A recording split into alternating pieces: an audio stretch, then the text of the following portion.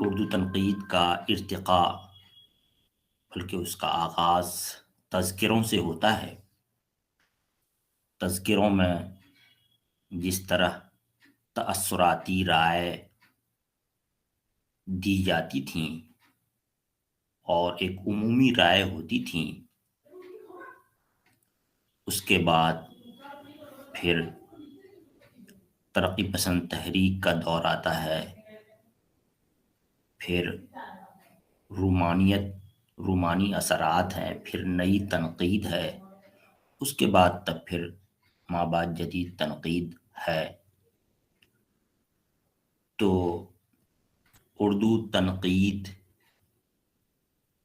کے استعمال میں تھیوریز کے استعمال کا، تھیوریز کو بروئے کار لانے کا جن رویے کا آغاز ہوا ہے وہ مابعد جدید تنقید کے تحت ہے، جس میں لسانیات کو بنیاد بنایا گیا ہے۔ ان چیزوں پر بحث ہوگی۔ السلام علیکم سر۔ پروفیسر عتیق اللہ صاحب نے بھی جوائن کیا تھا۔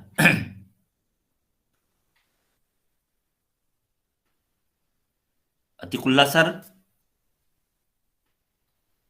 آپ لوگ اپنے ویڈیوز آن کر لیجئے۔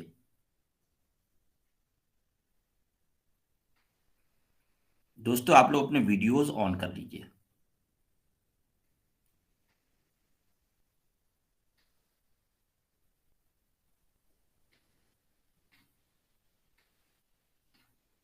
اپنے ویڈیوز آن کر لیجئے آپ لوگ، اور ابھی تک صرف 16 لوگوں نے جوائن کیا ہے، بلکہ سمجھیے کہ 14 لوگوں نے۔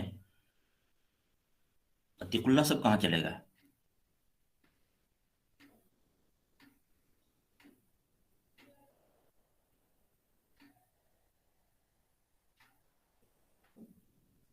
عتیق اللہ سر، جی سر، السلام علیکم سر۔ سر آپ اپنا مائک آن کر لیجئے۔ عتیق اللہ سر اپنا مائک آن کر لیجئے سر۔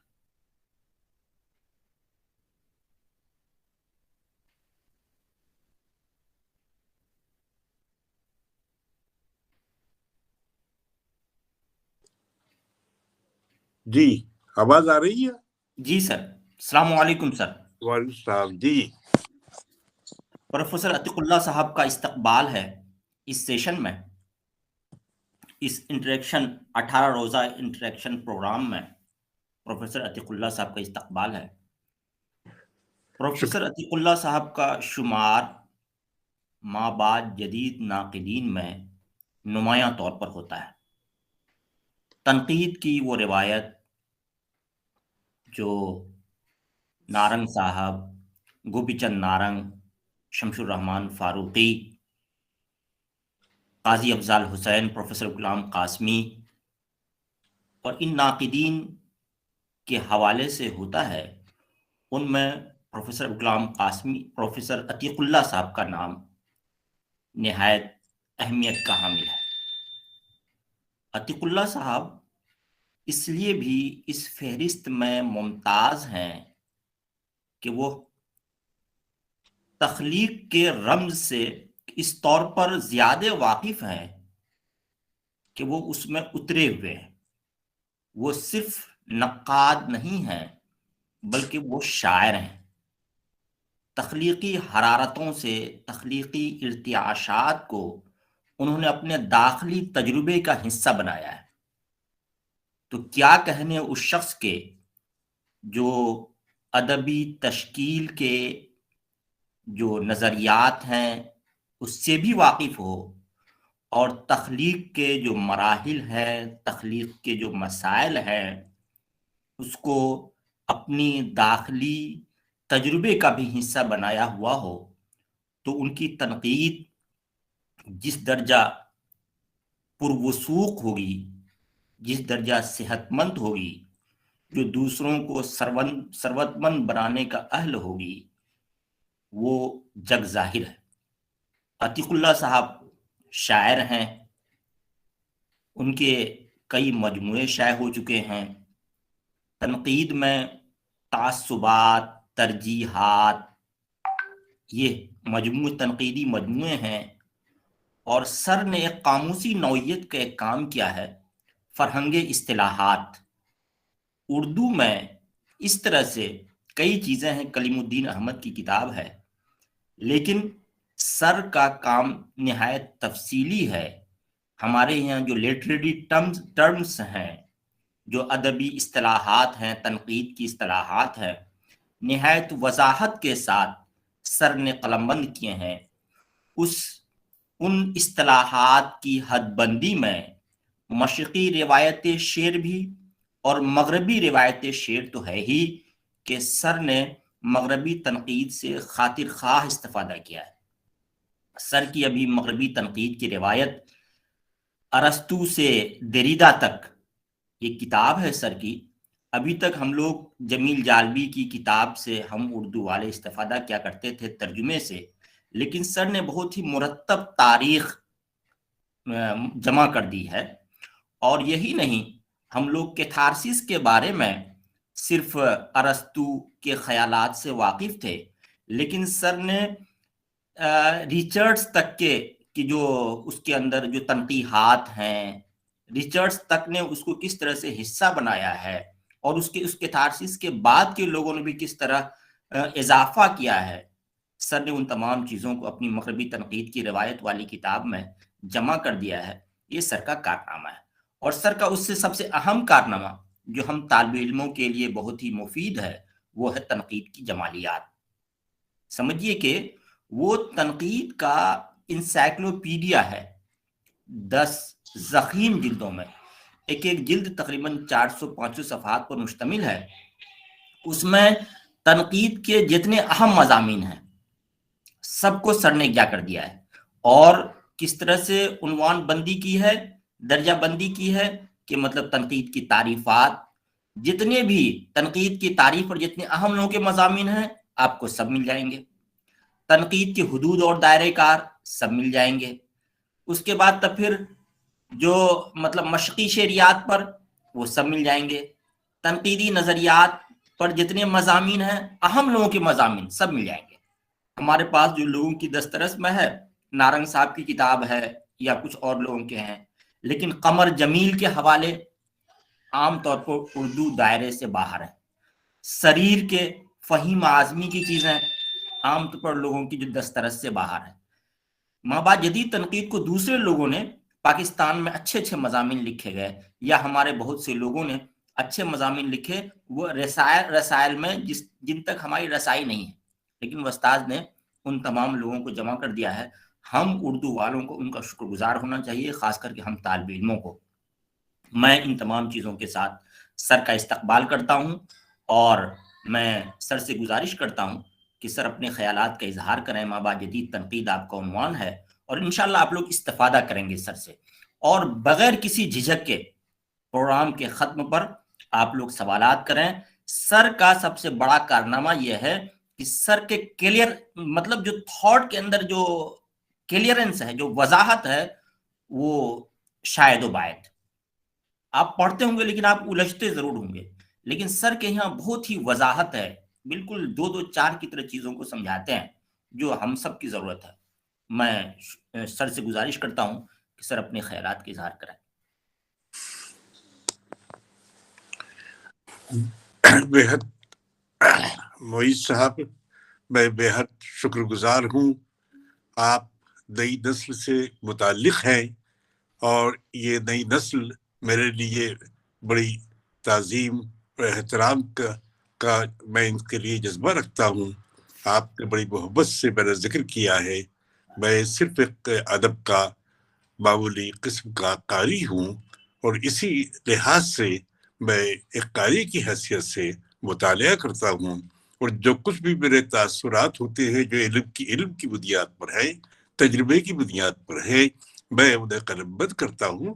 اور کسی طرح کی کوئی مکر ہو یا نظریہ سازی ہو یا نظریہ بندی ہو یا دربارداری ہو یا کسی حلقے سے متعلق ہو، میں ان سب سے علیحدہ ہو کر اور اپنے خیالات کا اظہار کرتا ہوں اور دو ٹوک انداز میں کرتا ہوں۔ مجھے تمام جدیدیت سے متعلق جو نقاد تھے اور پھر مابعد جدیدیت سے متعلق جو نقاد ہیں، یا میں خود اپنے آپ کو بھی جدیدیت سے لے کر مابعد جدیدیت تک، ایون مارکسزم تک، ان سب کے یہ سب علوم ہیں، اور ان علوم اور ان نظریات سے فیض اٹھانا اور ان کا علم حاصل کرنا بے حد ضروری ہے۔ اپنے ویژن کی تعبیر کرنے کے لیے ہمیں بین العلومی ہونا چاہیے، بین النظریاتی ہونا چاہیے۔ صرف ایک نظریے سے متعلق ہو کر ہم علم کے ساتھ انصاف نہیں کر سکتے۔ اس لیے میرا خیال یہ ہے کہ آپ نے جو یہ ٹاپک آج کی تاریخ میں ایک مشکل ٹاپک بھی کہلاتا ہے، اور اس کو سمجھانا بھی بہت مشکل ہوتا ہے، کیونکہ مابعد جدیدیت کی کوئی ایک تعریف متعین نہیں کی جا سکتی۔ ہم ہر ایک اصطلاح کے بارے میں، خصوصاً جو تحریکات اور رجحانات ہیں، ان کے بارے میں بڑی بڑی باتیں کرتے ہیں، لیکن ڈیفینیشن کے طور پر، تعریف کے طور پر، ہم عام طور پر ایک مخمصے میں گرفتار ہو جاتے ہیں کہ ہم کہاں سے کوئی ایک سرا ہم پکڑ سکیں۔ ظاہر ہے کہ تعریف تو ایک جملے میں ہوتی ہے، 1.5 جملے میں ہوتی ہے، پھر وضاحت اس کی کتابوں میں ہوتی ہے، وضاحت اس کی مضامین میں ہوتی ہے۔ باوجود اس کے ہم کسی ایک تعریف کا تعین نہیں کر سکتے اور نہ کرنا چاہیے۔ میں طالب علمی کے زمانے سے آپ بھی جانتے ہیں کہ جب بھی ہمارے استاد سے ہم نے سوال کیا کہ شاعری کیا ہے، تو اس نے یہی کہا ہوگا کہ بھی اس کی کوئی ایک تعریف متعین نہیں کی جا سکتی۔ ظاہر ہے کہ ہم ایک تعریف اسی کی نہیں، بلکہ ہم کبھی انسان کی تعریف کر دیجئے تو ہم مخمصے میں پڑ جائیں گے۔ اس لحاظ سے جدیدیت کے زمانے میں بھی جدیدیت کو سوال زد کرنے والے بھی بے شمار لوگ تھے۔ اور مابعد جدیدیت پر گفتگو کرنے کے دوران جدیدیت کا نام کیوں لیتے ہیں؟ اسی لیے لیتے ہیں کہ مابعد جدیدیت میں جدیدیت کا ٹانکا لگا ہوا ہے۔ اس کا مطلب یہ ہوا کہ جدیدیت تھی کوئی چیز، اور اس کے بعد یہ جدیدیت، مابعد جدیدیت کا دور آیا ہے۔ آپ جانتے ہیں کہ رجحانات اور تحریکات کی تاریخ یہ بتاتی ہے کہ کوئی رجحان اور کوئی تحریک جب حاشیے میں چلی جاتی ہے، یا ہم یہ محسوس کرتے ہیں کہ وہ حاشیے میں چلی گئی ہے، لیکن اس کے اندر ہی اندر ہم دوسرے رجحانات اور تحریکات میں بھی ان کے نقوش، ان کے نشانات، ان کے سائنس ہم مختلف شکلوں میں دیکھتے ہیں۔ اس لیے یہ نہیں کہہ سکتے کہ کوئی رجحان یا تحریک ہمیشہ کے لیے ختم ہو گئی، بلکہ وہ کچھ نشانات چھوڑ جاتی ہے۔ جدیدیت کے تعلق سے ایک بہت بڑا زمانہ، یعنی اگر 1930 سے ہم اسے شامل کریں تو مختلف مورخوں نے، مختلف علماء اور نقادوں نے اسے 20ویں صدی کے شروعات سے لیا ہے، بعض نے 19ویں صدی کے اواخر کے دور سے لیا ہے، اور یہ اوانگارڈ جس کو ہم کہتے ہیں، یعنی جو صف اول کہلاتی ہے، اور وہ صف یعنی جیسے ہم نقیب کہتے ہیں، تو وہ صف اول کے جو لوگ تھے اور جن کے یہاں روایت شکنی کی بنیادیں جنہوں نے قائم کی تھیں، اور یہ اس دور پہ ہوا تھا کہ جب ہم یہ کہتے ہیں کہ بالزاک اور زولا موجود تھے، فطرت نگاری اور حقیقت نگاری یہ اپنے عروج پر تھی 19ویں صدی میں۔ 1950 کے درمیان، 1950 یعنی ڈارون کا عہد، ڈارون کی تھیوری آ چکی تھی۔ اس ڈارون کی تھیوری کے بعد پھر جو دوسری تھیوریز آئیں، مثلا مارکس کی تھیوری آئی، فروئڈ کی تھیوری آئی، اور پھر اس کے بعد جو انقلاب، تیسرا انقلاب تھا، وہ لسانیات سے متعلق ہے۔ اس اعتبار سے اگر یہ سوچیں اور ہمارے طلبہ یہ خیال کرتے ہوں کہ مابعد جدیدیت کو مکمل طور پر رد کرتی ہے، تو یہ ایک مغالطہ بھی ہے۔ نمبر ایک، یہ چیز یہ ہم ہی نہیں بلکہ اگر آپ ہیبرماس کی کتاب پڑھیں تو وہ بار بار یہی کہتا ہے کہ یہ ہائی ماڈرنزم ہم اسے کہہ سکتے ہیں. اور یہ ایہاب حسن نے 1960 اور 70 میں اتفاق سے، میں اورنگ آباد میں تھا اور وہ کتاب میرے پاس تھی اور میں اسے دیکھ کر حیران تھا کہ یہ 1970 میں جس جو کتاب پڑھ رہا ہوں اس پہ ایہاب حسن ما بعد جدیدیت یعنی پوسٹ ماڈرنزم کا حوالہ دے رہے ہیں، جس کے ابھی تک کوئی نقوش واضح نہیں تھے. لیکن انہوں نے بتایا تھا کہ اس کی تعریف صرف اتنی ہے کہ DID اور DE deconstruction, decivilisation, defamiliarisation, یہ جو ڈی ہے رد کرنے کا عمل، یہ انہدامیت کا عمل یہ نہیں ہے کہ اب سے شروع ہوا. 1888 یعنی 1888 میں نیتشے نے کہا، نیتشے کا یہ قول بہت مشہور ہے کہ نہیلزم از ایٹ اور ڈور، انہدامیت ہمارے دروازے پر کھڑی ہے. یعنی انہدامیت کے معنی یہ ہے کہ اب تخریب کا دور شروع ہو چکا ہے کہ جس سے تمام عقائد پر حرف آئے گا، جس میں تمام نظریات پر حرف آئے گا، جس میں تمام تعینات پر حرف آئے گا، جس میں میٹا نیریٹیوز پر حرف آئے گا، اور یہ ہر عقیدہ اور ہر نظریہ اور خیال متزلزل ہوگا. یہ نیتشے کا خیال ایک یعنی علمی بنیاد پر تھا. ایسا نہیں ہے کہ ییٹس جیسا جو شاعر تھا اس نے بھی کہا تھا کہ اب یہ اس وقت تو سب چیزیں تتر بتر ہو گئی ہیں، لامرکزیت کا دور شروع ہو گیا ہے. یعنی شاعر کہہ رہا ہے، یہ 20ویں صدی کے اوائل میں ہی کہہ رہا ہے. وہ گویا کہ اس ایک تشکیک کی بنیاد شروع ہو چکی تھی. پہلی تشکیک کی بنیاد 13ویں صدی کے بعد نشاط ثانیہ سے شروع ہوئی تھی. وہاں سے تشکیک کی شروعات ہوئی اور اس نے جو حوصلہ بخشا، بھائی کولمبس سامنے آیا، گلیلیو سامنے آیا، کوپرنیکس سامنے آئے، اور یعنی مارٹن لوتھر سامنے آئے، جنہوں نے کہ ایک طرح سے اپنے یہاں کے پیوریٹنس جو ہے ان کے خلاف قدم اٹھایا. یعنی ہم یہ کہہ سکتے ہیں کہ زندگی کے مختلف جو عقائد اور نظریات ہیں ان پر ان کو تو 15ویں 16ویں صدی سے سوال زد کیا جاتا رہا تھا. آج عیسائی یعنی کرسچنس کے لیے خدا اہمیت نہیں رکھتا. ان کے نزدیک صرف حضرت عیسیٰ اہمیت رکھتے ہیں. حضرت خدا کو برا کہہ دے کوئی تو ان پر کوئی اثر نہیں ہوتا، لیکن حضرت عیسیٰ کو کوئی برا نہیں کہہ سکتا. تو یہ صورتحال جو آپ ہمارے سامنے ہے. تو مابعد جدیدیت ان تمام ادوار سے نکلنے کے بعد جو ہمارے سامنے آئی، تو ہم سب سے پہلے یہی سوال کرتے ہیں کہ مابعد جدیدیت کی کیا کوئی تعریف ہم تعین کر سکتے ہیں؟ ظاہر ہے کہ ہم نہیں کر سکتے، جس طرح سے دوسری چیزوں میں نہیں کر سکتے. لیکن ہم یہ کہہ سکتے ہیں کہ ایک بڑی ذہنی تبدیلی، ایک نئی ذہنی صورتحال، ایک نئی اقتصادی صورتحال، ایک نئی بازاری صورتحال، ایک نئی صارفیت کی صورتحال، نئی ٹیکنالوجیز کی جو صورتحال.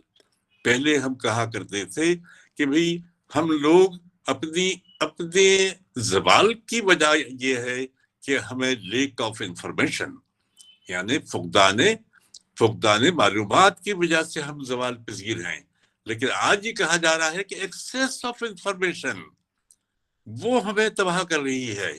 یعنی انفارمیشن کی زیادتی ہمیں تباہ کر رہی ہے. تو گویا کہ یہ چیزیں جو اب ہمیں سامنے آ رہی ہیں وہ یہ سامنے آ رہی ہے. بودلیلار نے بھی یہی کہا ہے کہ یہ صورتحال مابعد جدیدیت کی صورتحال ہے، اور یہ بازار، مارکیٹ، مالز، ڈزنی لینڈ، اور یہ بھی کہا کہ امریکہ از اے کلچرل یعنی ایک طرح سے تہذیبی ریگستان ہے. کیلیفورنیا ایک تہذیبی ریگستان ہے. اس نے یہ بھی کہا کہ عراق کی جنگ ہوئی ہی نہیں. یہ یعنی ایک بہت بڑی بات ہے کہ امریکہ میں بیٹھا ہوا وہ کہہ رہا ہے کہ ہوئی ہی نہیں وہ جنگ. وہ صرف ہم نے اپنے ٹی ویز پر دیکھی ہے, ہم نے اسکرین پر دیکھی ہے, ہم نے بموں کو دیکھا ہے, میزائلز کو دیکھا ہے, لیکن وہ جنگ نہیں تھی. تو گویا کہ ایک طرح سے کچھ بھرم ہیں. ان بھرم کو توڑنے کے لیے, ان بھرم کو عام طور پر ہم جس طرح سے ایک عقیدے کے طور پر قائم کر لیتے ہیں, اس کے خلاف یہ تصور ہے. اب آپ سوچئے کہ سب سے پہلے جیسے میں نے عرض کیا کہ ایہاب حسن ہیں, ہاروے ہیں, کوری جیکسن ہیں, اور سب سے پہلے جو مورخ ٹوائن بی ہے, ٹوائن بی نے اپنی کتاب, آپ جانتے ہیں بہت بڑا تاریخ داں تھا, اور اس کی جو ہسٹری کی جو کتاب ہے اسٹڈی آف ہسٹری, اس میں اس نے اپنے دیباچے کے حاشیے میں مابعد جدیدیت کا لفظ جو استعمال کیا ہے, تو وہ اصطلاح اس لیے نہیں کی ہے کہ وہ اصطلاحاً مابعد جدیدیت, بلکہ یہ ہے کہ ہسٹری کا آدمی ہے, مورخ ہے وہ, اور یہ بتا رہا ہے کہ تاریخ کس طرح سے ایک نیا موڑ لے چکی ہے. یعنی یہ بات ٹوائن بی کی جیسے فلسفی مورخ کی ہے. اب اس کے علاوہ جینسن نے 1939 میں مابعد جدیدیت کا لفظ استعمال کیا, اور یہ آرکیٹیکچر میں سب سے پہلے یہ استعمال کیا گیا, اور یہ عمارت سازی سے متعلق تھا, جو یہ بتاتا ہے کہ اب عمارتیں, اگر آپ غور کریں, آپ بڑے شہروں میں جائیں, کالونیز میں جائیں یا نوئیڈا میں جائیں, تو آپ دیکھیں گے کہ سیدھے اپارٹمنٹس نہیں بنے ہیں, بلکہ گہرے کلرز ہیں, مختلف طرح سے اس کے نقشے بنائے گئے ہیں. جو آرکیٹیکچر ہے بالکل نیا آرکیٹیکچر ہے, اس میں تمام خوبیاں بھی ہیں, اور اس کے علاوہ وہ نفاست کا جو ہمارا ایک تصور ہے, جو ایک جمالیاتی تصور ہے, اس جمالیاتی تصور کے خلاف بھی ہے وہ. یعنی پہلے ہم یہ سمجھتے تھے کہ بیوٹی جو ہے وہ تنظیم اور دربست میں ہے, بلکہ یہ ثابت کیا آرکیٹیکچر نے کہ نہیں, جو اگلینس ہے وہ اس میں بھی خوبصورتی ہے, اور وہ خوبصورتی اس لیے ہے کہ ہم جمالیاتی نظم و ضبط سے ایک عرصے سے, جو جمالیاتی نظم و ضبط سے ہمارا رشتہ رہا ہے, ہمارے تجربے میں رہی ہے, ہم اس سے اکتا گئے ہیں, اور ایک ایسی نئی صورتیں ہمارے سامنے آ رہی ہیں کہ جس میں غیر ترتیبی اور جس میں غیر تنظیمی یہ نظم و ضبط کی کمی کا ہمیں احساس ہوتا ہے. اس لیے مابعد جدیدیت کو اکثر فریگمنٹیشن, ریزاکاری یا لامرکزیت سے بھی موصوف کیا جاتا ہے. اب یہ لامرکزیت کو اب آپ غور کریں, یہ پولیٹیکل لفظ بھی ہے, پولیٹیکل لفظ ان معنوں میں بھی ہے, اور مابعد جدیدیت کا پولیٹکس سے بہت گہرا تعلق بھی ہے کہ دنیا میں نالج کے سلسلے میں یہ تصور کے, اور یہ فوکو نے یہ تصور دیا تھا, اور اس سے پہلے نیچے نے یہ تصور دیا تھا کہ نالج از پاور, یعنی علم جو ہے ایک طاقت ہے, اور جو قوم, جو ملک کے علم میں سب سے آگے ہوگا, تو وہی دنیا پر ذہنی طور پر حکومت کرے گا. غور کیجئے کہ نالج از پاور اگر ہے, فوکو نے یہ بات کہی تھی آج کے دور میں, تو کون سا وہ ملک ہے کہ جو سب سے ترقی یافتہ ہے, اور جس کے پاس جدید ٹیکنالوجی ایک ہتھیار کے طور پر موجود ہے, اور جو دنیا کو بیچتا بھی ہے اور دنیا کو ذہنی طور پر غلام بھی بناتا ہے. مابعد جدیدیت سے یہ بھی واضح ہوتا ہے کہ یہ پولیٹیکلی اب وہ دور نہیں ہے کہ ٹیریٹوری کو حاصل کیا جائے, کسی ملک پر قبضہ کیا جائے, بلکہ ذہنی طور پر غلام بنایا جائے. بودیلار یہ کہتا ہے کہ آج کے دور میں جو بازار ہے وہ بازار ہمارے گھروں میں آ گیا ہے. اب ٹی وی کے ذریعے اشتہارات دیکھیے بازار ہے، ہوم ڈیلیوری دیکھیے بازار ہے، آفس گھر میں موجود ہے، دفتر گھر کا کام گھر میں ہو رہا ہے. یہ صورتیں جو پیدا ہوئی ہیں یہ پہلے کہاں تھی؟ اس لیے یہ صورتحال جو آج ہے اسی کو مابعد جدیدیت سے متعلق سمجھا جاتا ہے، جس میں ایک انتشار کی کیفیت ہے. اور یہ کہ آج بازار کے معنی یہ نہیں ہے کہ ہم کوئی چیز خریدنے جاتے ہیں، بلکہ بازار ہماری ڈیزائر کو پیدا کرتا ہے. ہم جس چیز کی ضرورت نہیں ہے وہ دیکھ کر بچے کہتے ہیں نہیں ہمیں یہ چاہیے، ہمارے گھر والے کہتے تھے ہمیں یہ لے لیجیے چاہے اس کو وہ ضرورت نہ ہو.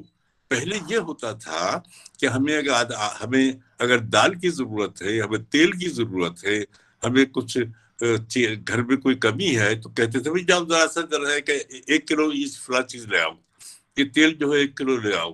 لیکن آج کے پیریڈ میں ضرورت نہیں، غیر ضروری چیزیں جو ہم خریدتے ہیں، جو ہمارے ڈیزائرز پیدا کرتی ہے یہ چیز، وہ ڈیزائرز پیدا کر کے ہمیں رجوع کرتی ہے. اس سے ابھی آپ نے خبر سنی ہوگی کہ وہ دنیا کے 10 بڑے دولت مند ارب پتی آج دگنے ارب پتی ہو گئے. وہ یعنی اس کے پاس دولت جو ہے دگنی ہو گئی. دیکھتے دیکھتے ہندوستان میں بھی جتنے ارب پتی تھے وہ دگنے ارب پتی ہو گئے. اس اعتبار سے دولت جو ہے یہ مال کے ذریعے اور وہ چیزوں کو وہ بیچنے کے طریقے جو ہیں ان طریقوں کو اپنا کر جو بیچا جا رہا ہے، ٹی وی کے ذریعے، موبائل کے ذریعے، اخبارات کے ذریعے، پریس کے ذریعے، کتابوں کے ذریعے، مضامین کے ذریعے. تو اب مسئلہ یہ ہے کہ کیا واقعی آئیڈیالوجی نام کی کوئی چیز ہے؟ مابعد جدید نے یہ سوال کیا ہے اور یہ بڑا اہم سوال ہے. کیا آئیڈیالوجی نام کی کوئی چیز ہے؟ وہی کہتا ہے مابعد جدیدیت کے نظریے کے مطابق آئیڈیالوجی ایک سیاسی چیز ہے اور آئیڈیالوجی حکومت وقت پیدا کرتی ہے. وہ ٹی وی کے ذریعے، پریس کے ذریعے، اخباروں کے ذریعے، تعلیمی نظام کے ذریعے، میڈیسن کے ذریعے وہ ایک طرح سے آپ کے نظریے کو بدلتی ہے. اور وہ آئیڈیا ہم سمجھتے ہیں کہ ہمارا ہے، وہ آئیڈیا ہمارا نہیں ہے بلکہ گونج ہوتی ہے. وہ ہم نے یہ سمجھ لیا ہے کہ ان تمام چیزوں سے ہم مبرہ ہیں. نہیں، لاشعوری طور پر وہ سب چیزیں جو ہمیں ہمارے کانوں میں گونجتی ہیں، ٹی وی کے ذریعے، موبائل کے ذریعے، اخباروں کے ذریعے کو پڑھتے، یعنی ہمارے مختلف حواس کے ذریعے جو ہم حاصل کرتے ہیں وہ مصنوعی زیادہ ہیں، حقیقی کم ہیں. اس لیے بودیلار جیسا مابعد جدید نقاد ہی کہ یہ کہتا ہے کہ ریئل از نتھنگ، حقیقت کچھ نہیں ہے، حقیقت کچھ نہیں ہے. اور آپ کو یاد ہوگا کہ 1913-14 میں سوسیئر نے کیا کہا تھا؟ اس سے زبان کو بہت اہم قرار دیا تھا اور یہی کہا تھا کہ جو کچھ بھی ہے وہ زبان ہے، ہم زبان کے سمندر میں رہتے ہیں. اس لیے یہ زبان کس طرح سے چیزیں بناتی ہے، جسے وہ کہتا ہے کہ نہیں کچھ بھی نہیں ہے. مثلا یہ ہے کہ اب آپ سوچئے کہ درخت ہے، ہم کہہ رہے ہیں درخت ہے، لیکن وہ انگریزی دا کہتا ہے ٹری ہے. یہ تو آپ ثابت کیسے کریں گے کہ یہ ٹری صحیح معنوں میں ٹری ہے اور درخت صحیح معنوں میں درخت ہے اور شجر صحیح معنوں میں درخت ہے؟ یہ ہم ثابت نہیں کر سکتے. میں یہ ثابت نہیں کر سکتا کہ ہم کہتے ہیں دل، اور دل کو اگر فرض کیجئے کہ جگر کہا جاتا تو پھر آج ہم اسے جگر ہی کہتے، دل نہیں کہتے. اس لیے یہ منمانے طور پر آربیٹری الفاظ بنے ہیں، ان کی کوئی منطق نہیں ہے.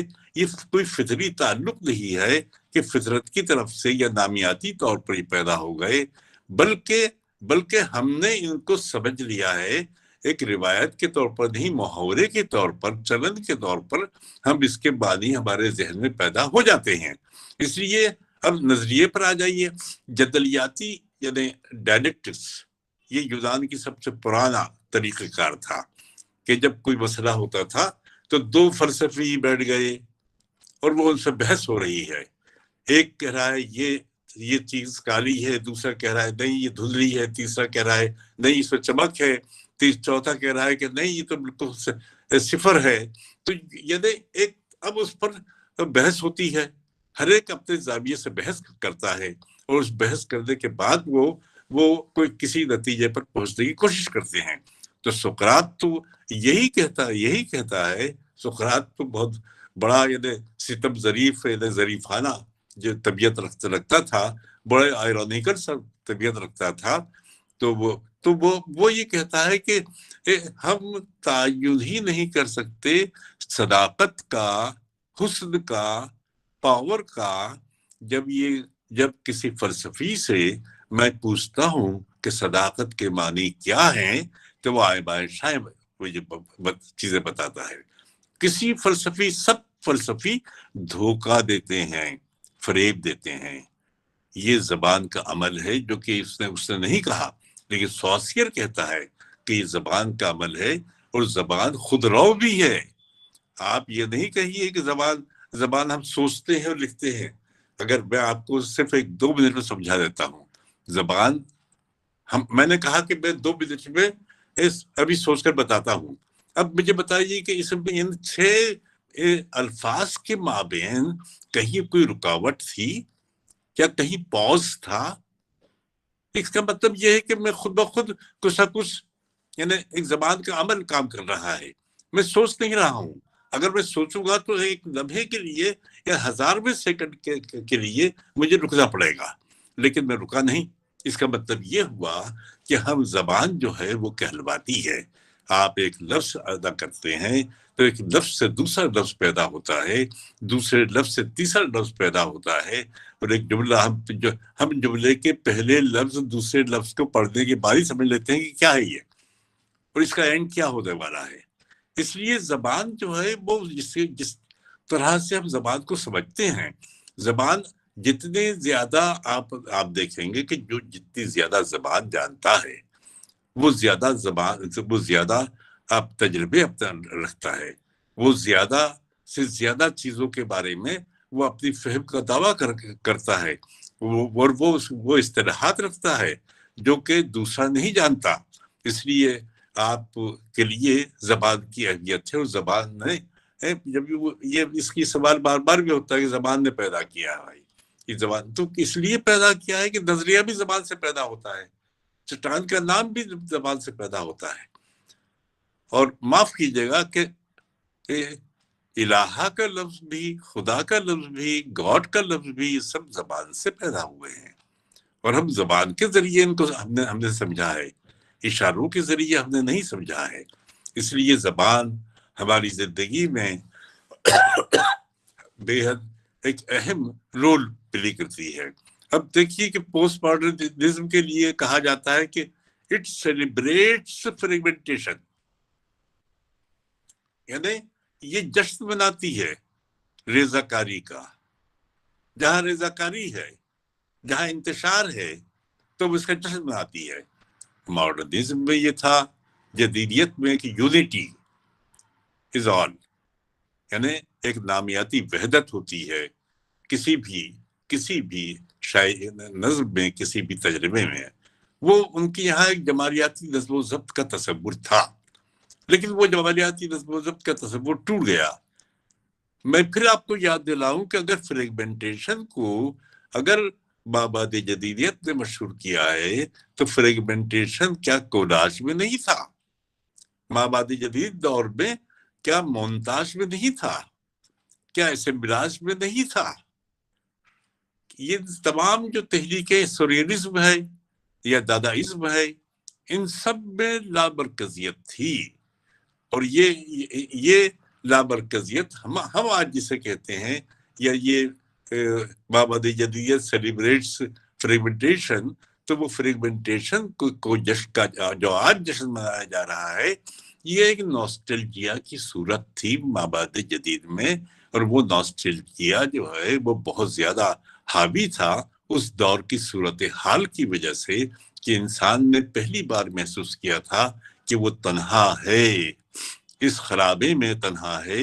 پہلے وہ کنبے میں تھا، خاندان میں تھا، روایتوں میں گھرا ہوا تھا، اور ایک نظریہ عقیدے کے طور پر، ایک اخلاقی نظام کے طور پر زندگی چل رہی تھی، لیکن وہ زندگی ایک دم سے درہم برہم ہو جاتی ہے کہ اب عقیدے بھی متزلزل ہونے لگے۔ اب آپ دیکھیے کہ جب یہ انٹروگیشن یعنی مابعد جدیدیت انٹروگیٹس ٹریڈیشن، بھئی کوئی نئی بات تو نہیں ہے۔ ٹریڈیشن پر تو سوال زد 19 صدی کے اواخر میں کیا گیا تھا۔ ہر پچھلا دور اگلے دور میں پچھلے دور کو یا تو رد کیا جاتا ہے، یا اس سے کچھ چیزیں اخذ کی جاتی ہیں، اور کچھ چیزیں نئی چیزوں سے اس کی توسیع کی جاتی ہے یا اضافہ کیا جاتا ہے۔ اس اعتبار سے کوئی بھی کسی بھی دور کی جدیدیت کی صورتحال وہ مختلف ہوتی ہے۔ ہم آپ کو بتائیں، اگر آپ کو یاد ہوگا، یونانی 300-400 برس پہلے قبل مسیح کی بات کر رہا ہوں میں، کہ قبل مسیح 300-400 برس پہلے اب دوسری قوموں کو، یونانیوں سے علاوہ جو دوسری قومیں ہیں، ان کے مقابلے میں خود کو ماڈرن کہا کرتے تھے، یعنی وہ اپنے آپ کو اس دور کے لحاظ سے جدید کہا کرتے تھے، کیونکہ وہ علوم کے اعتبار سے، فلسفے کے اعتبار سے، اور سیاسی نظم و ضبط کے اعتبار سے، اخلاقی نظام کے اعتبار سے، وہ اس اساطیری نظام میں بھی ایک اخلاقی نظم و ضبط ان کے یہاں موجود تھا، اس لیے اسے وہ فخر کرتے تھے۔ اگر آپ یاد ہو کہ عربوں کا کیا تھا، عرب بھی اپنی زبان اور اپنے تہذیب کو سب سے اعلیٰ قرار دیتے تھے، اور عجمیوں کو وہ سمجھتے تھے کہ یہ ڈیکیڈنٹ ہیں، عجمی جو ہیں وہ کم علم رکھتے ہیں، ہمارے مقابلے میں وہ ان کا علم بہت کوتاہ ہے۔ لیکن اس باوجود اس کے یہ زمانہ وقت بتاتا ہے کہ علم کسی ایک جگہ رکا نہیں ہے، بلکہ آج تک وہ اس میں اضافے ہوتے رہتے ہیں۔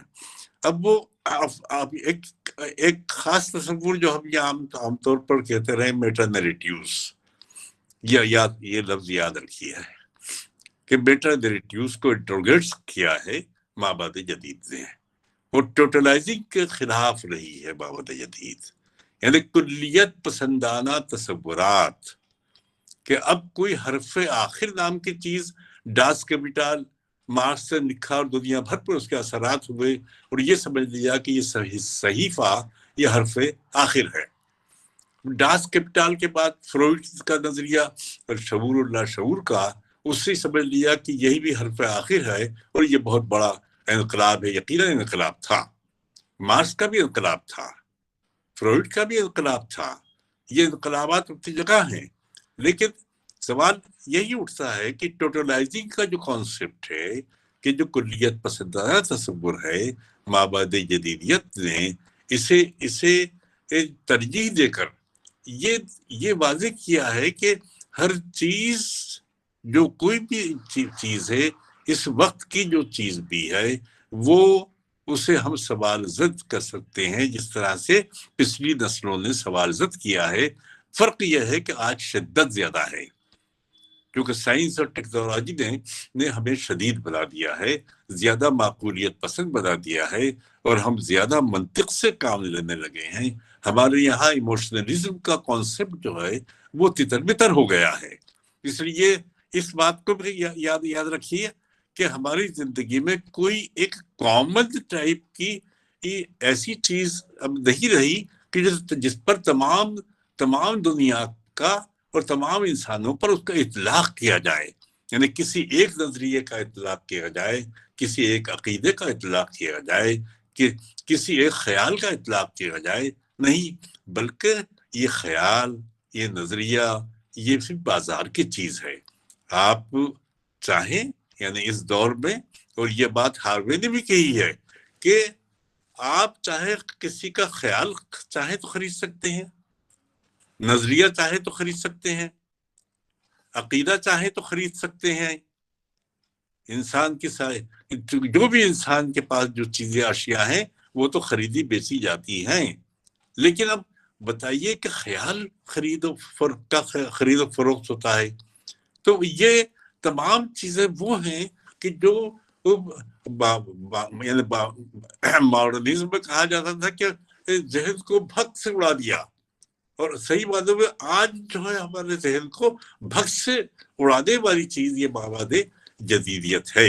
اب یہ آپ کو سوچنا چاہیے کہ یہ کتنا صحیح اور کتنا غلط ہے، اور یہ کتنا یعنی آگے چل کر اس کی کیا صورت پیدا ہو سکتی ہے۔ مواد جدیدیت خود یہ کہتی ہے کہ یہ ضروری نہیں ہے، دریدہ کہتا ہے کہ یہ بھی قائم نہیں رہے گا، یہ بھی رد ہوگا، کیونکہ رد کا سلسلہ ہمیشہ سے انکار کی روش۔ آپ یہ یاد رکھیے کہ کسی چیز کو قبول کرنے میں تو زیادہ ہم کو علم کی ضرورت، بہت زیادہ ہمیں تجربے کی ضرورت نہیں ہوتی، لیکن رد کرتے وقت ہمیں ہوشیار رہنا پڑتا ہے کہ ہم جس چیز کو رد کر رہے ہیں تو اس کا جواز آپ کے پاس کیا ہے، اس کا جسٹیفیکیشن آپ کے پاس کیا ہے۔ کوئی آپ سے سوال کر سکتا ہے، قبول کرتے ہیں تو قبول کرنے میں تو آپ بتا دیں گے بھی یہ خوبیاں ہیں، لیکن رد کرنے میں آپ جواب دہ زیادہ ہیں۔ اب اینٹی فاؤنڈل یعنی یہ بنیاد پرستی کے خلاف، اب ہم ٹوٹلائزنگ کو جوڑ دیجئے بنیاد پرستی، کہ بنیاد پرستی جو ہے وہ یہ ہے کہ ہاں کوئی بنیاد کسی چیز کی تھی اور وہ بنیاد صحیح ہے۔ اب سوال یہ اٹھتا ہے کہ کیا جو بنیاد 200 سال پہلے، جو بنیاد 3000 برس پہلے، جو بنیاد 4000 برس پہلے قائم ہوئی تھی، وہ بنیاد صحیح معنوں میں ہم تک پہنچی ہے؟ یہ سوال بس ساختیات بھی کرتی ہے کہ ٹیکسٹ جو ہے، متن، وہ متن ہمیشہ لوگوں کے ذریعے، زبانوں کے ذریعے تبدیل ہوتا رہتا ہے، اور کوئی بھی ٹیکسٹ بے میل اور معصوم نہیں ہے۔ گویا کہ اب اس سے جوڑ دیجئے کہ تاریخ بے میل نہیں ہے۔ سکھوں کی لکھی ہوئی تاریخ، مسلمانوں کی لکھی ہوئی تاریخ، عیسائیوں کی صلیبی جنگوں پر لکھی ہوئی تاریخ، مسلمانوں کی صلیبی جنگوں پر لکھی ہوئی تاریخ، یہ تاریخیں مختلف نظریات کے تحت لکھی جاتی ہیں، مختلف عقائد کے تحت لکھی جاتی ہیں، اور اس میں تحفظ بہت زیادہ شامل ہوتا ہے کہ ہم اپنے نظریات کا اور عقائد کا تحفظ کریں۔ تو اس اعتبار سے ہم جیسے مظہریت میں کہا جاتا ہے، اور حسرت نے کہا ہے کہ جو نظر آ رہا ہے وہ نہیں ہے کہ جو کہ ہم نے شعور کے ذریعے پیدا کیا ہے۔ یعنی ہم کسی چیز کو دیکھ کر کہتے ہیں چٹان، یہ چٹان جو ہے یہ کافی بلند ہے، دوسرا کہہ رہا ہے نہیں بھائی اتنی بلند نہیں ہے، گویا کہ اس نے اپنے زاویے سے اسے دیکھا تو اسے اتنی بلند نظر نہیں آئی۔ تیسرا کہتا ہے کہ نہیں ہاں ٹھیک ہے، مناسب ہے، یہ اس میں دوسری بھی اور بھی بہت سی چٹانیں ہیں، وہ بلند ہو گئی۔ تو چوتھا جواب دیتا ہے کہ میں نے یہ تو نہیں کہا تھا کہ سب سے بلند ہے یہ۔ تو گویا کہ ایک چیز جو ہے مختلف زاویوں سے دیکھنے میں مختلف اس سے تاثرات پیدا ہوتے ہیں۔ سودا کا شعر تو بہت مشہور ہے، سودا جو تیرا حال ہے اتنا تو نہیں وہ، سودا جو تیرا حال ہے اتنا تو نہیں وہ، کیا جانیے تو نے اسے کس حال میں دیکھا، کس آن میں دیکھا۔ اب کس آن میں دیکھا، اب دیکھیے آپ جب میں بات کروں گا تو آپ کہیں گے بھئی یہ بہت معمولی شعر ہے، کہ سودا جو یہ کہہ رہے ہیں کہ میں نے اسے دیکھا وہ تو اتنا خوبصورت نہیں ہے جیسا کہ میں اسے دیکھ کر پاگل ہو گیا تھا، یا پھر کوئی دوسرا شخص کہہ رہا ہے کہ اے سودا وہ تو اتنا خوبصورت نہیں ہے جیسا کہ تو نے اپنے آپ کو پاگل بنا رکھا ہے. لیکن دیکھنے والا اس نے مسئلہ یہ ہے کہ کس زاویے سے اسے دیکھا تھا. آپ کسی تحریر کو کس زاویے سے دیکھتے ہیں اور اس زاویے سے دیکھنے کے بعد آپ اسے قلم بند کرتے ہیں اپنے تاثرات. لیکن ایک دوسرا اسے کسی اور زاویے سے دیکھ رہا ہے. یعنی آپ کو دیکھنے کا تجربہ جو ہے وہ مختلف ڈھنگ سے ہے، مختلف آپ زاویوں سے اسے دیکھ رہے ہیں. اس وجہ سے آپ کے یہاں تاثرات میں ایک دوسرے کے فرق ہے. کیا معید صاحب وقت زیادہ ہو گیا ہے؟ سوال جواب کا وقت ہے کیا یہ؟ معید صاحب، معید الرحمان صاحب، آپ سے مخاطب ہوں میں. کیا سوال جواب کا وقت ہے یہ؟ سر آپ کے پاس، جی سر آپ کے پاس ابھی ہے وقت 10 جی نہیں جواب کے ہیں آپ کے پاس ابھی وقت جی ہے جی سر، اور ٹھیک ہے، بہت 10 جی منٹ جی. 10-12 اب منٹ جی اب اس کا مطلب یہ ہوا کہ مابعد جدید نے یہ تصور قائم کیا کہ آتھینٹسٹی نام کی کوئی چیز نہیں ہے، کینن نام کی کوئی چیز نہیں ہے. معیار ہمیشہ بدلتے ہیں، اور آتھینٹسٹی استنادیت، ہم سند کہتے ہیں نا بھائی یہ سند ہے، یہ پر شعر ہے. اب یہ سند جو ہے یہ بے معنی لفظ ہو گیا ہے. آپ کہتے ہیں بھائی یہ ٹیکسٹ جو ہے یہ دیکھیے بالکل اوریجنل ہے. بودیجار کہتا ہے کہ کوئی چیز اوریجنل ہوتی ہی نہیں ہے. اگر آپ افلاطون پر غور کریں تو افلاطون تو کہتا ہے کہ آئیڈیاز، وہ کہتا ہے کہ اصل چیز تو وہاں اوپر آسمان میں موجود ہے، عدم میں موجود ہے، اور ہم تو اس کی نقل کرتے ہیں. تو گویا کہ اصل چیز سے ہمارا رشتہ ہے ہی نہیں، اصل چیز کو ہم نے دیکھا ہی نہیں ہے. لیکن آج کے زمانے میں تو یہ کہا جاتا ہے کہ کاپی ہے. آپ بازار جائیں گے، پہلے کہتے تھے سیلس مین ارے صاحب بہت پختہ ہے، بہت مضبوط ہے، یہ تو سمجھ لیجیے کہ کبھی خراب نہیں ہوگی، یہ دیکھ لیجیے. اب وہ کہتا ہے کہ یہ گارنٹی آپ کو دیتا ہوں میں. آپ نے دیکھا وہ گارنٹی کا لفظ ختم ہو گیا. اب ہر ایک پر وارنٹی لکھا ہوا ہوتا ہے. اور وہ جب آپ فریج لینے جاتے ہیں تو وہ کہتے ہیں ارے صاحب اب تو یہ ہے کہ یہ تو ٹیکنالوجی ہے، 2 سال 3 سال 5 سال یہ کبھی بھی خراب ہو سکتی ہے، اور ہمیشہ یاد رکھیے کہ یہ آپ کو بدلنا ہی پڑے گی. تو گویا کہ یہ جتنے بھی ٹیکنالوجیکل چیزیں ہیں اب ایسی بنائی جاتی ہیں کہ جو بہت جلدی یہ خراب ہو سکتی ہیں اور ہمیں دوسری خریدنا پڑے. اس کا مطلب کیا ہوا؟ اس کا مطلب یہی ہوا کہ سرمایہ داروں میں کس قدر اضافہ ہو رہا ہے کہ جو چیز پہلے بنائی جاتی تھی وہ پختہ کاری ہوتی تھی، اس میں اب کاپی ہے، ساری چیزیں کاپی ہیں. تو وہ کہتا ہے کہ ہم کوئی چیز بازار سے خرید کے لاتے ہیں تو وہ کوئی چیز نہیں ہوتی بلکہ امیج ہوتا ہے اس کا. ہم نے ٹی وی پہ دیکھی کوئی چیز، ایک امیج ہے، وہ ہم جا کر لے آئے، ہم نے یہ اسے پوچھا کہ بھئی اوریجنل سے کہا سب اوریجنل ہے. یعنی جو کاپی ہے وہ بھی اوریجنل نہیں ہے، لیکن اس کو مابعد جدیدیت کہتی ہے کہ ورچوئل ریئلٹی. آپ نے دیکھا ہوگا جیسے آج ہم بات کر رہے ہیں، میں آپ سے مخاطب ہوں، یہ کیا ہے؟ یہ اٹ از ورچوئل ریئلٹی. میں باہر کھڑا ہوا ڈائس پر کوئی لیکچر نہیں دے رہا ہوں، بلکہ حقیقت سے زیادہ حقیقی نما حقیقت جو دھوکہ دے رہی ہے، جو اتنی حقیقی نہیں ہے.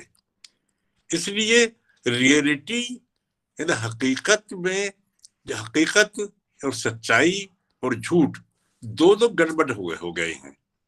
آپ کو یہ طے کرنا بڑا مشکل ہوتا ہے کہ اس میں سچ کتنا ہے اور جھوٹ کتنا ہے، اور اس میں ریئلٹی کتنی ہے. ریئلٹی کا تصور تو اب ایک طرح سے سوال زد ہی نہیں بلکہ رد ہو گیا کہ ریئلٹی کچھ نہیں ہوتی، حقیقت کچھ نہیں ہے. جو کچھ بھی ہے وہ صرف ایک بھرم ہے، باقی ہمارا ایک دھوکہ ہے. باقی ہر چیز جو ہے اس مشینی عہد میں ہر چیز کاپی ہے. پہلے کہا جاتا تھا کہ انسان مشین کا پرزہ بن گیا ہے. آج کہا جاتا ہے کہ انسان مشین بن گیا ہے. ماں بعد جدید کہتی ہے کہ مشین ہیومن بنتی جا رہی ہے اور انسان ان ہیومن بنتا جا رہا ہے. اب ہم نے تمام چیزوں کو کورس پر چھوڑ دیا ہے. یعنی میرے پاس کورس کیا ہے؟ میرے پاس گھر میں کوئی بھی چیز خریدنا ہے تو ہم عام طور پر جن چیزوں کارڈز کا استعمال کرتے ہیں.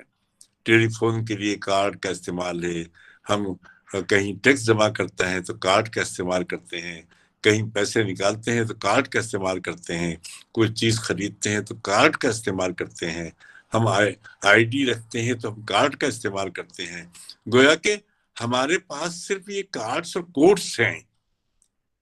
اس لیے یہ بھی کہا جاتا ہے، اور یہ سارتر کا خیال تھا، اور اسی سارتر کے خیال کو مابعد جدیدیت نے، یا یہ کہہ لیجیے کہ پس ساختیات نے رد کر دیا. وہ کہتا تھا کہ کوڈز اور کلچرل کنونشنز، یعنی تہذیبی جو کنونشنز ہیں، روایتیں ہیں، یہ تہذیبی رسومیات ہیں، وہ جو جانتا ہے وہ اس تحریر میں معنی تک پہنچ سکتا ہے. گویا کہ وہ معنی کے حق میں تھا. وہ کہتا ہے کورس جانتے ہو یا کلچرل کنونشنز، اگر آپ جانتے ہو. مثلاً یہ ہے کہ ہم ایک شعر سناتے ہیں اور وہ شعر میں بھی کوئی ساقی کا لفظ آ گیا، مے خانے کا لفظ آ گیا، وائز کا لفظ آ گیا، یا ستمگر کا لفظ آ گیا، تو ہمارے ذہن میں ایک دم سے تصور آ جاتا ہے کہ ستمگر کے معنی کیا ہیں. لیکن ایک غیر زبان کا آدمی کے لیے لطف حاصل کرنا مشکل ہے. وہ لطف حاصل نہیں کر سکتا جب تک کہ اس کے کورس نہیں جانتا ہو، جب تک کہ ان کے کلچرل کنونشن سے واقف نہیں ہو. لیکن جب ہم یہ کہتے ہیں بھی کہ معنی تو متزلزل ہو گئے ہیں، تو دریدہ کہتا ہے کہ معنی کیا ہے. آپ غور کیجئے، وہ کہتا ہے کہ یہ کوئی بھی تحریر، یعنی کوئی بھی فن پارہ نظم سے خالی ہوتا ہے. یعنی اس میں کچھ بھی نہیں ہوتا، خالی ہوتا ہے. جیسے گلاس ہے، وہ گلاس جو ہے وہ خالی ہے. اب خالی ہے تو اسے وہ خالی ہے، ہم کہہ رہے ہیں بھی یہ خالی ہے، تو اب اس میں پانی بھریے، تو وہ خالی ہے تو پانی بھریں گے. اور پانی بھرا ہوا ہے تو کیسے پانی بھریں گے؟ ضرورت ہی نہیں ہے اس کی. لیکن اسی طرح سے ہم جب کہتے ہیں کہ نظم خالی ہے تو اس کا مطلب یہ ہے کہ اس میں گنجائش ہے کہ میں اپنے طور پر اس میں معنی بھر سکتا ہوں. اب آپ اپنے طور پر اس میں معنی بھر سکتے ہیں. آپ اپنے طور پر ایک پلاٹ ہے ناول کا پلاٹ جو ہے وہ آپ کے سامنے ہے، لیکن ایک پلاٹ وہ ہے جو کہ آپ پڑھتے وقت آپ کے ذہن میں مرتب ہوتا ہے کہ کاش اس میں یہ نہیں ہوتا اور یہ کر دیتے. اس لیے ری شفلنگ کے لیے یہ آپ یہ سہولت اس انٹرنیٹ نے دی ہے کہ اب مابعد جدیدیت میں ایک طرح سے ٹیکسٹ جو ہے وہ سٹی آف ٹیکسٹ ہو گیا ہے، جس میں آپ یہ طے نہیں کر سکتے. اور یہ والی بات وہی نہیں بلکہ ایلیٹ نے بھی یہ بات کہی ہے کہ ہم بغیر پرکھوں کے، بغیر پچھلے گزشتہ کو سامنے رکھ کر آج کے آدمی کے، آج کی تحریر کو ہم سمجھ نہیں سکتے. وہ نئی نہیں ہوتی، بلکہ اس میں کہیں نہ کہیں کچھ شیڈز ہوتے ہیں. تو کیا ہم اسے انفلوئنس کا نام دیں؟ نہیں، اسے ہیرالڈ بلوم نے کہا تھا کہ انفلوئنس یعنی تشویش اثر، اینگزائٹی آف انفلوئنس. اور یہ مابعد جدید نے اور پساحتیات نے یہ کہا ہے کہ یہ کوئی عمل شعوری بھی ہو سکتا ہے اور یہ لاشعوری بھی. متن سے متن پیدا ہوتا ہے، کئی متون سے متن پیدا ہوئے ہیں. ہم کہتے ہیں یہ مضمون انیس سے استعمال کیا تھا، ہم پھر دوسرا کہتا ہے یہ میر کے یہاں یہ نظر آتا ہے، پھر آپ کہتے ہیں خالد نے اسے اس طرح سے ادا کیا ہے. تو وہاں وہ مضمون کیا ہے؟ وہ ٹرانسفارمیشن ہے، وہ اس کی حیت یعنی قلب ماہیت کر دی گئی ہے، ہو گئی ہے. وہ قلب ماہیت میں ایک نیا مضمون بن گیا ہے. اس لیے کوئی بھی یہ ٹیکسٹ جو ہے وہ اپنے آپ میں ٹیکسٹ نہیں بلکہ انٹر ٹیکسٹ ہے. اور انٹر ٹیکسٹ کے معنی یہ ہے کہ ہم دوسرے ٹیکسٹ کے درمیان موجود ہیں، بغیر ان کے ہم آگے نہیں بڑھتے ہیں. یعنی ہم ٹریڈیشن کو رد کرتے ہیں، لیکن ٹریڈیشن، ایلیٹ نے کہا تھا کہ ٹریڈیشن کو آپ رد کرتے ہیں تو اس کا مطلب یہ ہے کہ ٹریڈیشن ہے کوئی چیز، اور ٹریڈیشن صلاحیت پذیر ہے. زبان میں ٹریڈیشن صلاحیت پذیر ہے ہمارے ضمیر میں، اور ٹریڈیشن خود ہانٹ کرتی ہے، وہ خود کہتی ہے، وہ خود ادا ہوتی ہے. اس لیے ٹریڈیشن کو کتنی ہی زیادہ جدیدیت نے اور مابعد جدیدیت نے ٹریڈیشن کو رد کیا ہے، لیکن مابعد جدیدیت کی یہ بات ماننی پڑے گی کہ تھیوری کے بغیر آپ کسی چیز کو سمجھنے میں دشواری پیدا ہو سکتی ہے اور ہوتی رہے گی. جیسے کہ ایک باغبان ہے، اگر باغبانی کا علم نہیں رکھتا ہے تو وہ باغبانی نہیں کر سکتا. کاشتکار کاشتکاری کا علم نہیں رکھتا تو وہ کاشتکاری نہیں کر سکتا. اسی طرح سے ہم اگر شاعری کے علم اور شاعری کے رموز سے واقف نہیں ہیں اور اس کی بنیادوں سے واقف نہیں ہیں، اور ہمارے علم میں، ہمارے تجربے میں وہ چیز نہیں آئی ہے، تو ہم وہ ادا نہیں کر سکتے. آپ کو یاد ہوگا کہ ہمارے اساتذہ کرام کوئی شاگرد آتا تھا کہ صاحب میں آپ کا شاگرد بننا چاہتا ہوں، تو وہ اس سے پوچھتے تھے کہ تم بتاؤ کہ تم کتنا کلام تمہیں پڑھا ہے، کتنے اشعار تمہیں یاد ہیں. تو وہ کہتے تھے کہ تم 1000 شعر یاد کر کے آؤ. اس کا مطلب کیا ہوا؟ اس کا مطلب یہ ہوا کہ پڑھنے والا، یاد کرنے والا اس کے ردم کو یاد کرتا ہے، اس کے آہنگ کو یاد کرتا ہے، اس کے مضامین اس کے لاشعور میں بیٹھ جاتے ہیں، اور وہ لاشعوری طور پر بھی شعر کہنا شروع کر دیتا ہے.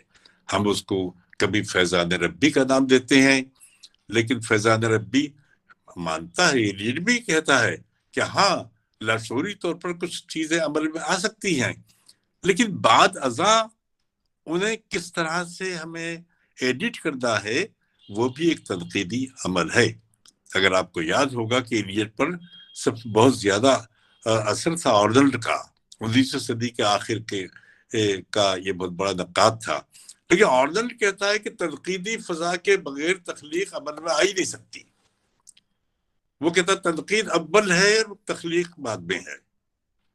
اور ایلیٹ کہتا ہے کہ تخلیق کی سرگرمی کے بعد تنقید پیدا ہوتی ہے. گویا کہ دونوں کے یہاں بہت اختلاف ہے. اب اس کا مطلب یہ ہوا کہ ہم جس چیز کے جو آرنلڈ نے جو تصور دیا تھا اس تصور کے خلاف ہم اس تصور پر اب زیادہ تر لوگ قائل ہیں کہ پہلے تخلیق ہے پھر تنقید ہے. تو اب تنقید کا تصور مابعد جدید میں یہ ہے کہ ایک فیصلہ کن کچھ نہیں ہوتا. آپ کہتے ہیں صاحب کہ قدر شناسی، ہم نے اس چیز کا محاکمہ کر لیا، تجزیہ کر لیا، اور اس کے بارے میں ہماری رائے یہ ہے کہ یہ چیز اچھی ہے، یہ خراب ہے، یہ بری ہے. مابعد جدید کہتی ہے کہ نہیں، یہ تصور ہی غلط ہے. اگر ہم اس تصور کو باندھ لیں تو پھر یہ جو عمل تنقید کا ہے اور تجزیے کا ہے اور تشریح کا عمل ہے، انٹرپریٹیشن کا عمل ہے، یہ ختم ہو جائے گا. غالب نے اپنے اشعار کی تشریح کی، کیا ضروری تھا کہ حالی بھی ان اشعار کی تشریح کرتے؟ کیا ضروری تھا کہ طباطبائی ان اشعار کی 1902 میں تشریح کرتے؟ کیا ضروری تھا کہ اس کے بعد یہ سلسلہ قائم رہتا اور کم سے کم 60-70 تشریحات وجود میں آتی؟ کسی بھی ایک تشریح کو ہم کہہ دیتے کہ حرف آخر ہے. اس لیے تفہیم کا دروازہ بند نہیں ہوتا، کیونکہ وہ شعر معنی سے خالی ہے اور ہم معنی کو بھرنے والا قاری ہوتا ہے. اور آپ یاد رکھیے کہ جب مصنف کی موت کا اعلان کیا بارتھ نے، تو مصنف کی موت پر ایک بہت بڑا ہنگامہ ہوا کہ مصنف مر گیا، جبکہ ماڈرنزم میں قاری کو بیوقوف کہا جاتا تھا. اور شمس الرحمن فاروقی کہتے تھے کہ قاری کو بھی تخلیق کار کی ذہنی سطح کے برابر اگر وہ ہوگا تو وہ اس کے معنی تک پہنچے گا، اس کے ابہام کو چھانٹ سکتا ہے. لیکن مابعد جدید کہتی ہے کہ ابہام تو ہمیشہ قائم رہنے والا ہے، وہ کبھی ختم ہونے والا نہیں ہے. اور وہ میں اپنے طور پر اس کے اندر سے معنی نکالتا ہوں، آپ اپنے طور پر نکالتے ہیں. اس کے معنی یہ ہوئے کہ کوئی چیز بھی فیصلہ کن نہیں ہے. اب تنقید کے بارے میں پہلا یہ کہا جاتا تھا کہ فیصلہ، محاکمہ، نو، صرف تجزیہ، تفہیم، اور وہ بھی آپ کی حد تک ہے، اسے بھی رد کیا جا سکتا ہے. جب شمس الرحمن فاروقی نے میر تقی میر کے اشعار کی تشریح کی تو شاہد الحق حقی نے کئی اشعار نکالے کہ یہ اشعار کے معنی یہ اس طرح بھی ہو سکتے ہیں. اور آپ کو یاد ہوگا کہ جن الفاظ کے بارے میں فاروقی نے یہ کہا تھا کہ یہ الفاظ کوئی معنی نہیں رکھتے، وہ کسی لغات میں نظر نہیں آتے جو میر کے یہاں ہیں، تو عبدالرشید نے 30 صفحے کا مضمون صرف چند صفحات پر مبنی تفہیم تھی میر تقی میر کی. انہوں نے کہا کہ تمام الفاظ فلاں لغت میں فلاں شعر میں پہلے سے موجود ہیں. گویا کہ یہ ایک سلسلہ جاریہ ہے، تنقید ایک سلسلہ جاریہ ہے. اور یہ اس لیے اس میں قدر شناسی کا وہ تصور جس میں ہم محاکمہ حکم لگاتے ہیں، وہ حکم لگانے کا تصور اب ختم ہو چکا ہے. مابعد جدیدیت نے یہ تصور دے کر ہمارے لیے بہت سے نئے دروازے کھول دیے ہیں. محیط الرحمان صاحب بتائیے. جی سر، اب ہو گیا، مطلب آپ کا وقت پورا ہو گیا ہے. طالب علموں سے گزارش ہے کہ آپ لوگ اپنے اپنے سوالات کریں. سر کی گفتگو تو نہایت جامع، واضح اور تفصیلی ہے. البتہ کچھ سوالات ہوں گے آپ کے ذہن میں، تو آپ سر سے اپنا مائک آن کر کے اپنے سوالات ضرور پوچھیں. جی السلام علیکم. وعلیکم السلام. میں جہانگیر حسن، علی گڑھ مسلم یونیورسٹی. جی یہ جس موضوع پہ بات ہوئی تو میرا خیال ہے کہ یہ ایک اور نشست کا متقاضی ہے، لیکن موٹے طور سے جو سوال ابھرے اس لیکچر کے دوران وہ یہ کہ میں یہ سمجھنا چاہتا ہوں کہ موٹے طور پہ مابعد جدیدیت کن اجزاء سے مرکب ہے. پہلا سوال یہ ہے. اور دوسرا ہے جو سیمیوٹکس ہے اس کی، سوشیل وغیرہ کی، اور ڈیکونسٹرکشن، اس کا اگر ہم تقابل کریں تو اس کا تقابلی جائزہ تھوڑا سا. اور ایلیٹ کا جو تاریخی شعور ہے، جو تاریخی شعور کی بات آپ نے کی ایلیٹ کی، تو اس پہ تھوڑا سا وضاحت چاہیے. دیکھیے، پہلی بات تو یہ ہے کہ ایلیٹ نے جو مضمون، اگر آپ کو یاد ہو، ٹریڈیشن اینڈ انفرادیٹی، یعنی روایت اور انفرادیت، تو گویا روایت کو تسلیم کیا تھا اور روایت کو ان معنوں میں تسلیم کیا تھا کہ وہ لاشعوری طور پر صلاحیت پذیر ہے ہمارے اندر، اور جہاں زبان کا عمل آئے گا وہاں خود بخود زبان وہ لے کر آتی ہے ان چیزوں کو. اپنے ایسا نہیں ہے آپ لے کر آتی ہے اور ہم سمجھ بھی نہیں پاتے ہیں. اس لیے آپ کو یاد ہوگا کہ ہمارے یہاں خود ایسے الفاظ ہے، کوئی سرقہ، کوئی توارد، اقتباس، ترجمہ، تضمین، یہ سب کیا ہے؟ سرخہ جسے کہتے ہیں آج آباد جدیہ ڈی کنسٹرکشن کی آپ نے بات کی ہے، پس ساختیات کی ہے، پس ساختیات یہ کہتی ہے کہ سرخہ ہوتا ہی نہیں کچھ، کوئی پیلگریزم، کوئی چوری نہیں ہوتی ہے. وہ اقتباس ہے کہ ہم کسی ترجمے کو بھی وہ کہتی ہے، وہ کہتی ہے ترجمہ کرنے والا خود جو ترجمہ کر رہا ہے، پہلی بات تو یہ کہ ترجمہ ہوتا ہی نہیں. کسی ادبی تحریر کا ترجمہ دوسری زبان میں مینوان نہیں ہو سکتا، لفظی طور پر ہوتا ہے، لیکن روح اندر جو ہوتی ہے، ہر نظم اور ہر شعر کا ایک ضمیر ہوتا ہے، اس ضمیر کے اندر ہم نہیں پہنچ سکتے. اس لیے ہم جو ہمارے سامنے الفاظ ہیں اس کا ترجمہ کرتے ہیں تو وہ ترجمہ آپ کا ہوا، گویا کہ ایک ترجمہ نگار کی ایک لحاظ سے تخلیق کار ہے. اسی طرح سے تبارک کی بات کرتے تھے، کوئی نئی بات تو نہیں ہے کہ ہم انٹلیکچولیٹی کی بات کریں، لیکن ہم یہ ماننا پڑتا ہے کہ تبارک کے معنی یہی ہے کہ وارد ہوا ہے، اور وارد ہونے کے معنی یہ ہے کہ آپ آیا ہے.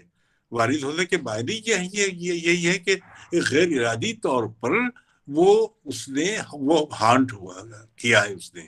اس لیے پس ساختیات بھی معنی کو متضرر کی ہے اور بنیاد پرستی کے ڈی کنسٹرکشن بھی خلاف ہے. آپ کا پہلا سوال مجھے یاد نہیں رہا کہ آپ نے کیا چاہا تھا. آپ تاریخی شعور پر سن لیجیے.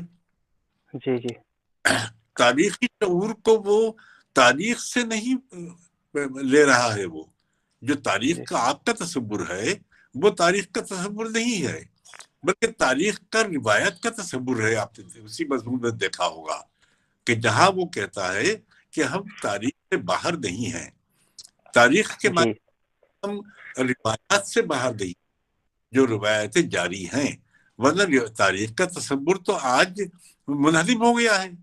تاریخ تو کوئی ہے ہی نہیں، تاریخ تو کوئی چیز نہیں ہے، بلکہ آج تاریخ نہیں لکھی جا رہی ہے،